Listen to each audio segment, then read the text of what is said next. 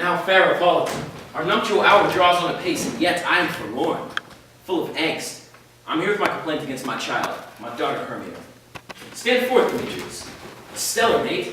You've my consent to be with Hermia. You're the perfect boyfriend for my dear girl. Stand forth, Lysander, you eclectic freak. You have bewitched the bosom of my child.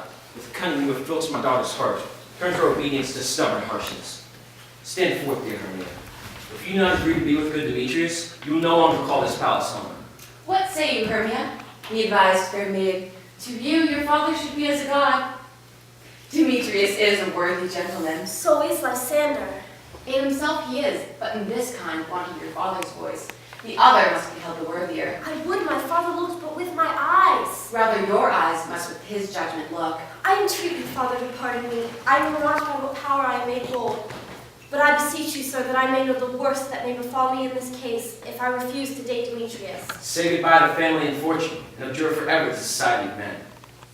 Unto your request, whose unwished yoke, my soul consents not to give sovereignty. Take time to pause. By the next new moon, my wedding nuptials to Hippolyta, on that day, either prepare to defy me again, or show up with Demetrius by your side.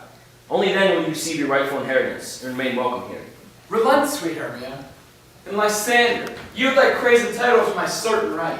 You have her father's love, Demetrius. Let me have Hermia's. Or are you dating him? I am, my lord, as well derived as he. As well possessed, my love is more than his. My fortune's every way as fairly ranked, if not with vantage, as Demetrius's. And, which is more than all these bows can be, I am beloved of beauteous Hermia. Why should not I then prosecute my right? Demetrius, I'll avouch it to his head, made love to Neda's daughter Helena, and won her soul. And she, sweet lady, dotes, devoutly dotes in idolatry upon this spotted and inconstant man. I must admit that I have heard this much, and with Demetrius thought to have spoken thereof. But being overfull of self-affairs, my mind did lose it. Oh well, Demetrius, come. I have some important golf tips for you. For you, Hermia, look you arm yourself to fit your fancies to my righteous will. Else you will live in utter poverty, and life as you know it will cease to exist. Demetrius, come. Let's play 18 holes. With duty and desire, I will golf with you. How now, my love? Why is your cheek so pale? How chance the roses there do fade so fast? Be like for want of rain, which I could well beteem them from the tempest of mine eye.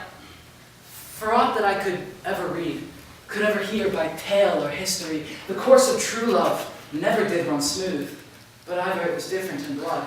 Oh hell! To choose love by another's eye.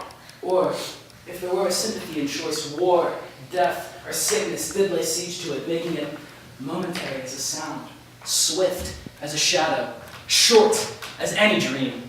And ere a man have the power to say, behold, the jaws of darkness do devour it up. So quick bright things come to confusion. If then true lovers have ever been crossed, it stands as an edict in destiny. Then let us teach our child patience, because it is a customary cross.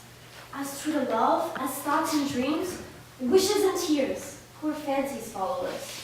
A good persuasion. Therefore, hear me, Hermia. I have a widow aunt, a dowager of great revenue, and she hath no child. From Athens is her house remote 7 leagues, and she respects me as her only son.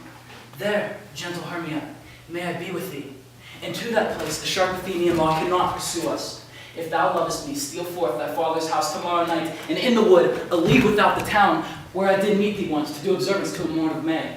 There, I will wait for thee. My good Lysander, I swear to thee, by Cupid's strongest bow, by his best arrow with the golden head, by all the vows that men have ever broke, in number more than ever women spoke, in that same place thou hast appointed me tomorrow, truly I will meet with thee. Keep promise, love. Look, here comes Helena.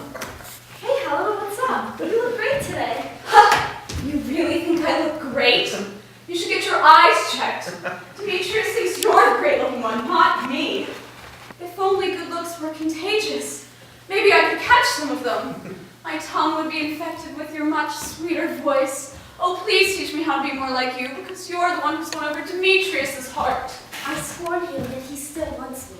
If only my prayers had that result. The more I deny him, the more he loves me. The more love I show him, the more dislike I get in return. It isn't my fault he acts that way. No, it's your beauty's fault. If only I had a fault like that. Don't worry, he's never going to see me again.